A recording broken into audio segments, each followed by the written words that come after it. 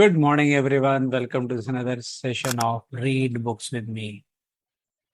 हम लोग एक बहुत इंटरेस्टिंग किताब पढ़ रहे हैं the power of your subconscious mind by doctor Joseph Murphy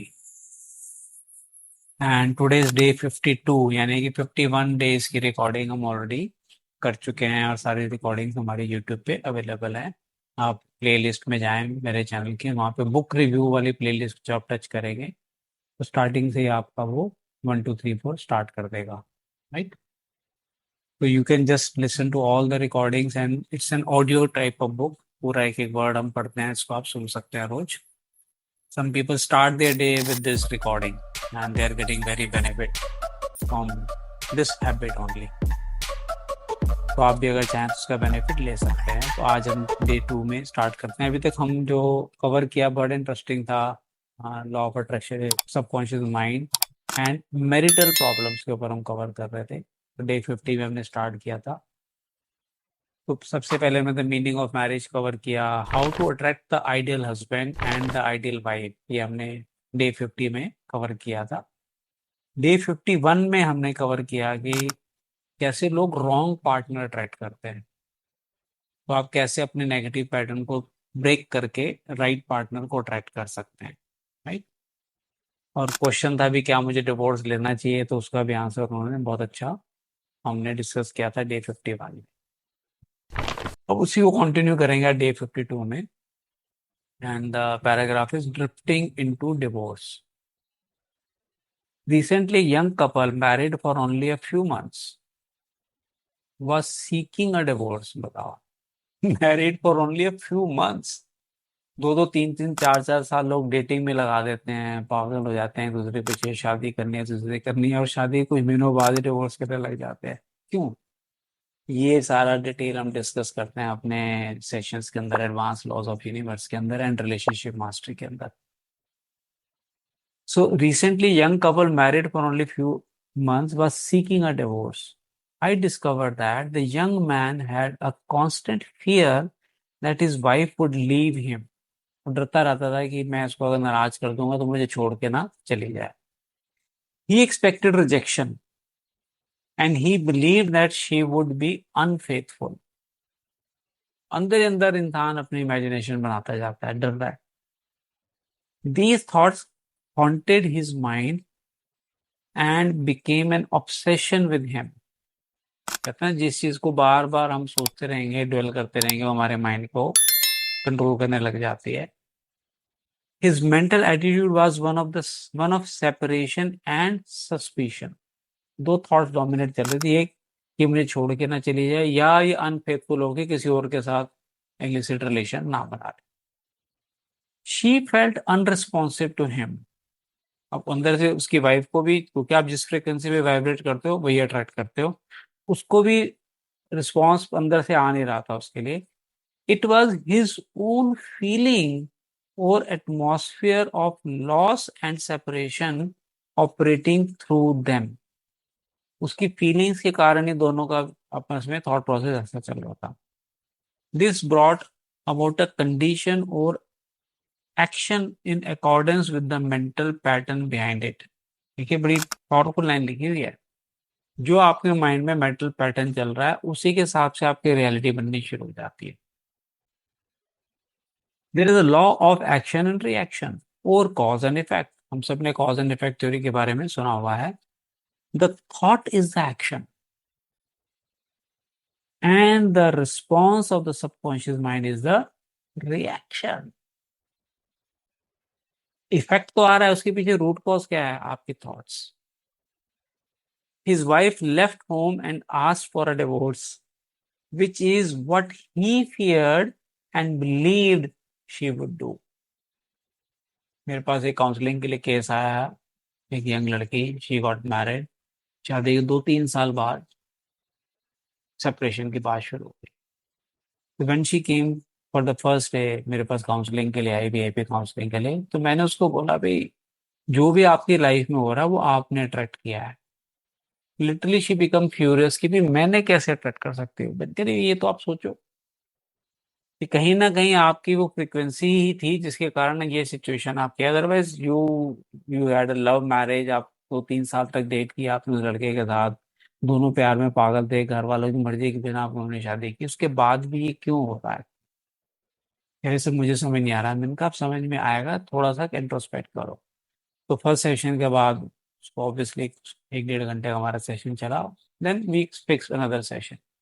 next day जब वो आई तो उसने एडमिट किया कि सर एक्चुअली में, अब आपने कहा तो मैंने सोचना शुरू किया, तो नाउ आई रियलाइज कि मैंने ही इस सिचुएशन को ट्रैक किया। कैसे? कहते जब भी मेरे हस्बैंड से मेरी लड़ाई होती थी, मैं उसको ऐसे मजाक करती थी कि जिस दिन तुम्हें डिवोर्स दूंगी ना, तब तुम्हें मेरी वैल्यू पता लगेगी, जिस दिन तुम्हें डिवोर्स दूंगी ना, तभी तुम्हें मेरी वैल्यू पता लगेगी। वो बार बार कहते, मैं मजाक में बोलती थी, लेकिन मुझे समझ नहीं आ रहा था कि ये यूनिवर्स कह रहा था उसको। अब यूनिवर्स को नहीं मालूम आप सीरियस हो या मजाक कर रहे हो। उसने तो जो आपने बोल दिया और बार बार बोल दिया, इमोशंस के साथ बोल दिया, तो वो कहेगा जी ओके, हुक्म मेरे आका। तो सरकमस्टांसेस आपकी लाइफ में क्रिएट करने लग जाता है, जिसके कारण वो इंटरवल आपको मिलता है। कितनी छोटी सी चीज है, लेकिन कितना पावरफुल इसका रिजल्ट आ सकता है, आप सोच भी नहीं सकते। इसलिए जो डीएसपी हम करते हैं, डेली सबकॉन्शियस प्रोग्रामिंग, हम रोज अपने थॉट प्रोसेस को हम चेक करते हैं और अपने कोई भी गलत थॉट्स पूरे दिन में आए हैं उसको ठीक करते हैं, ताकि वो मैं बार बार रिपीट ना और मैनिफेस्टेशन की प्रोसेस तक ना पहुंच जाए। कंटिन्यू करते हैं। So the thought is action and the response of the subconscious mind is a reaction. His wife left home and asked for a divorce, which is what he feared and believed she would do. वो पहले से ही सोच रहा था और वही हो गया। अब वो कहेगा देखो मैंने तो कहा ही था ना। अब ये नहीं पता भी तूने कहा था इसलिए हुआ ये। Divorce begins in the mind. सोचिए आप, divorce takes place first in the mind, the legal proceedings follow after. These two young couple were full of these two young people were full of resentment, fear, suspicion, and anger. These attitudes weaken, exhaust, and debilitate the whole being. हिला के रख देती है सोच आपको, कमजोर कर देती है। They learn that hate divides and that love unites. कितनी पावरफुल लाइन है, दोबारा बोलूंगा। हेट डिवाइड्स, हेट करोगे तो डिवाइड कर जाओगे, एंड लव यूनाइट्स, प्यार बांधता है एक दूसरे के साथ। They began to realise what they had been doing with their minds. समझ में आ गया माइंड के साथ क्या पकड़ लिया उन्होंने। Neither one of them new the law of mental action, nor they were miss using their minds and bringing on chaos and misery। पता ही नहीं था उनको, इस वजह से अपने माइंड को मिसयूज कर रहे थे, गलत तरीके से प्रोग्रामिंग कर रहे थे, गलत रिजल्ट लाइफ में अट्रैक्ट कर रहे थे। These two people went back together at my suggestion and experimented with prayer therapy, जिसको हम affirmations बोलते हैं। They began to radiate love, peace, and goodwill to each other.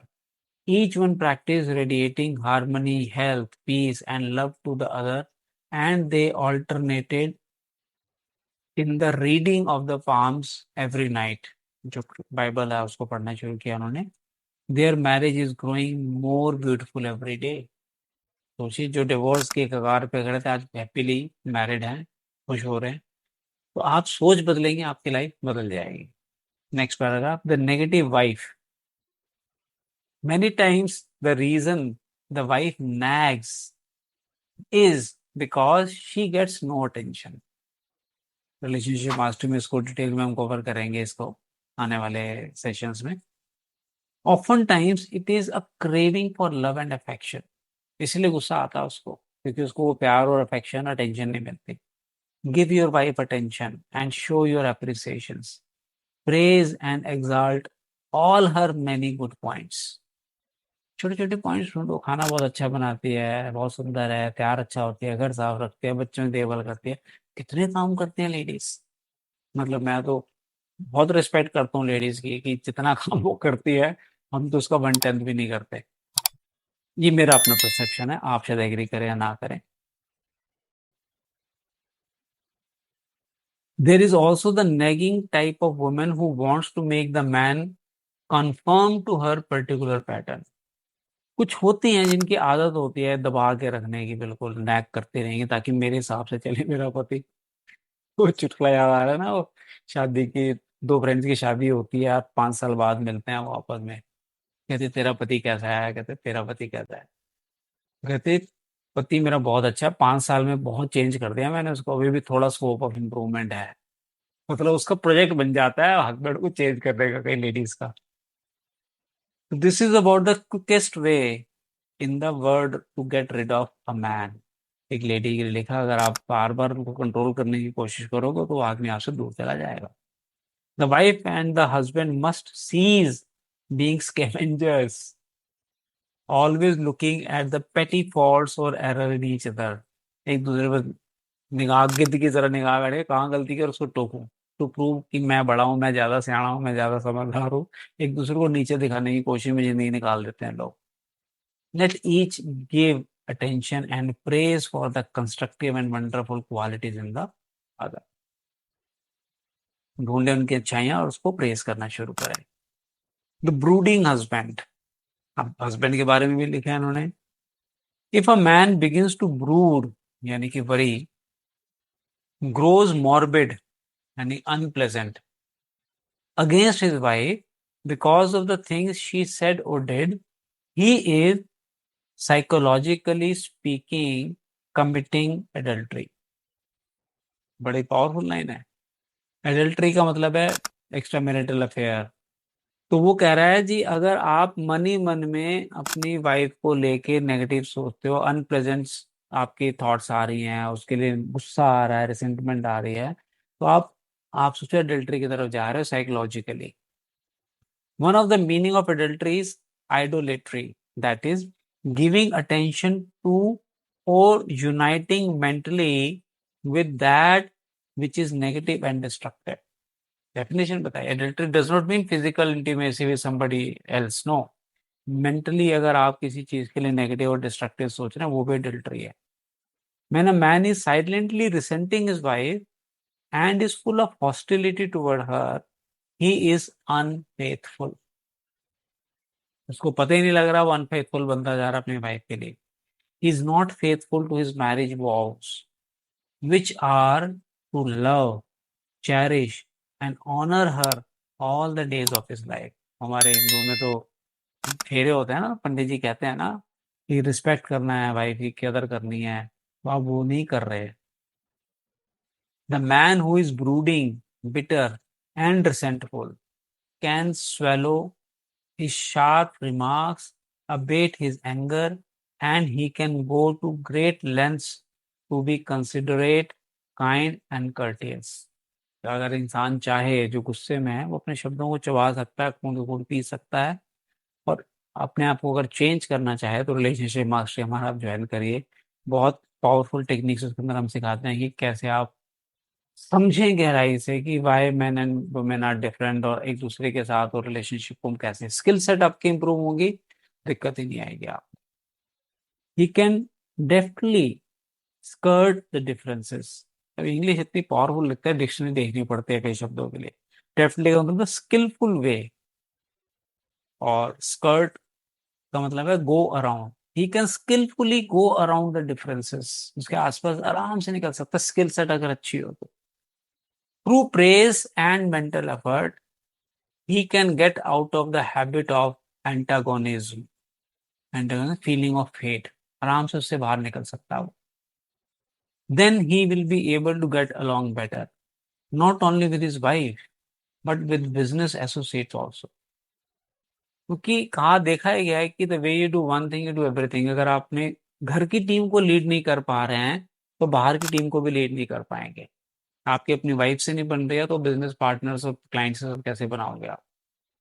Assume the harmonious state and eventually you will find peace and harmony। पहले assume करो, affirmations करो, visualization करो, जो हम टेक्निक सिखाते हैं एलओए के अंदर, एडवांस लॉज ऑफ यूनिवर्स में। assume the harmonious state, assume तो करो, and eventually you will find peace and harmony। eventually आपको मिलेगी। शुरुआत कहाँ होगी, पहले सोच में लो। जिस दिन आपकी सोच बदलेगी, आपकी लाइफ में रियलिटी चेंज होनी शुरू हो जाती है। तो ये डे 2 में, हम 52 में हमने कवर किया। नेक्स्ट टाइम 53 में we will I think complete this session, this chapter. फिर उसका चैप्टर हम 15 शुरू करेंगे। ओके, कुछ और the great mistake, don't try to make your wife over, pray together and stay together through steps in prayer. ये हम next session में cover करेंगे. So with this we complete today's session.